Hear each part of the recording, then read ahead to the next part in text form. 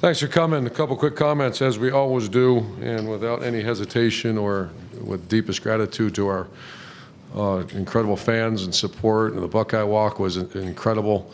The Skull Session was incredible, and a lot of great places in college football, and this is a special place. A night game in a horseshoe. I remember our first one against Nebraska back in whenever that was, 2012, and this was a special night. Player of the game was our offensive line. With a lot of respect for our opponent. Their defensive line, one of the best in the country. Lead the nation in sacks, tackle for loss, etc. And our offensive line played well. We're down 5 receivers right now, so we went with a lot of 2 tight ends, and that kind of gave them a hard time in the run game. So Marcus Ball has really earned a right to play around here a little bit the way he works. And Dontre was dinged up. I think he'll be full speed. Played a little bit, but he should be full speed by next week.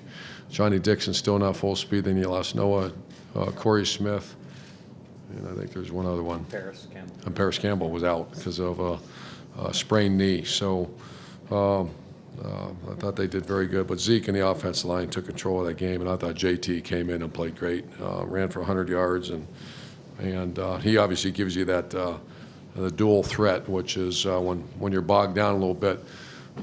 He did a great job. So I'll answer any questions for you. On the left there, Austin. Urban, you mentioned the dual threat, and maybe that's what Penn State was giving you. But when you see a performance like what JT turned in, how can you maybe go back to Cardale after that, after 4 touchdowns and all that yardage? Well, we're the last, I just read we're 6 for 6 in the red zone again, so that's 12 for 12 the last 12 times we've been in there. And that's, first of all, it's a lot of times in there, which is good. The second thing is just I'm going to evaluate it and let you guys know on Monday and go from there. On the right, Tim. Yeah, Urban, when you sent JT in, y'all had the ball at the 25-yard line there late in the third quarter. That seemed to be a change, obviously. What was your instructions to him? Like, what did you tell him you wanted? Third quarter? Yeah, third quarter. 3:18 left, I think. At y'all's 25-yard line. Wasn't it before that? Well, you had sent him into 31 earlier than that on a previous. The instruction, what were the instructions? Yeah. Go play really good. You're facing a defense that, like I said, they started blitzing our tails off, and they're very good players. That's one of the best defenses in the country. And statistically, they are, in personnel, they are. And so we had to have some neutralizers, some equalizers, and we had some misfires in the throw game. And then we started really blocking them, and I mean really blocking them. And I thought Ed Warner did a really nice job developing that run game, and but JT managed it very well. And the threat of the option obviously seemed to be The what? It seemed to be the threat of the option was what kept Nassib a little bit at home and stuff like that. Well, the quarterback run that's an equalizer. Option and quarterback run are equalizers, and you have to have equalizers in offensive football. And if it's a downfield throw, which they weren't giving it to us, we tried a few of them. But the equalizer was, especially when they start moving, is when you can read a defender and he pulls it and he goes. Had some big plays from that. Front row left, Bill. Could you evaluate Cardale's play, and also how was Joshua Perry? Josh Perry has an ankle sprain. I'll know more later in the week. Cardale was 9 of 15, not bad, 84 yards, but they were defending the pass pretty well, and we had a few misfires. But I'll reevaluate that this week and keep going. Best thing about 7-0, Bill, is what? Chance go 8? No, just remember that.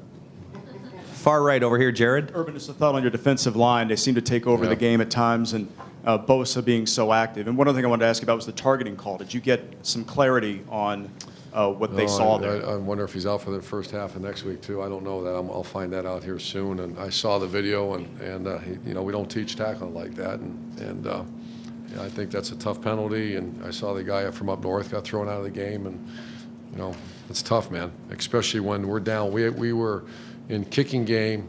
We had guys playing positions they never played because we lost Booker, Josh Perry, and Cam Williams. And it was tough duty. And your defensive line, as in particular Bosa, the night I thought he's really good tonight. I don't know. Did he get any sacks tonight? Yes. And 3 tackles for loss and a sack. Yeah. I think he's playing at a very high level. Maybe statistically doesn't have some of these other numbers, but he's extremely disruptive. And I know Luke called up Adolphus Washington, and he played very well. But I think our D-line played well. We just obviously given up a lot of yards rushing, and that's a little bit alarming. Far left, Doug. Urban, obviously everyone could see how the offense really clicked in a lot of ways. When you end the game, the fact that you ended the game with a different guy playing quarterback than the guy that started the game, like, do you care? Or is it just like whatever it takes to win? Or is there... Well, of course I care, but the job is to go win a game, and we won. We beat a very good team by 28 points. A very good win. Of course I care. I mean, I don't know if maybe that's not the right phrase, but like I guess sort of the whatever it takes to win kind of idea. Absolutely, whatever it takes to win, and that's, I don't know, someone else should be standing here if there's some other purpose of our job, and that's, first of all, I care about these players, and then you're darn right, win a game at all costs, however you want to do it, and however you can do it, and the offense's job is to secure the ball. Do we have any turnovers tonight?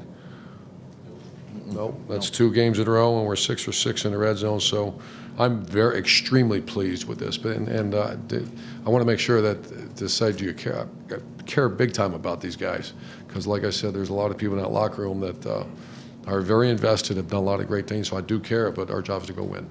And I know this is weird. You were getting ready for a game. Did you see the end of Michigan State or hear about it at all? I heard about it, and my goodness, I just saw there was a fumbled punt or something like that as time ran out. This league's tough, man. This league is the East Division of the Big Ten. A lot of respect for those teams. And final questions over here to the right. Clay. Coach, you think JT is quicker than he was a year ago? And the pop pass, did you call Tebow Jump on? pass. Jump pass, I'm sorry. Pop pass. Did you, that's what my dad called it, I'm sorry.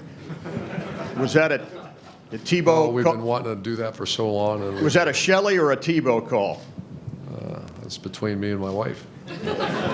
No, that was our offense staff been working on that for a while. JT's a very good manager. I'm glad to see Braxton get a part of it too. But that's because he's a run threat down there, and they bit pretty good.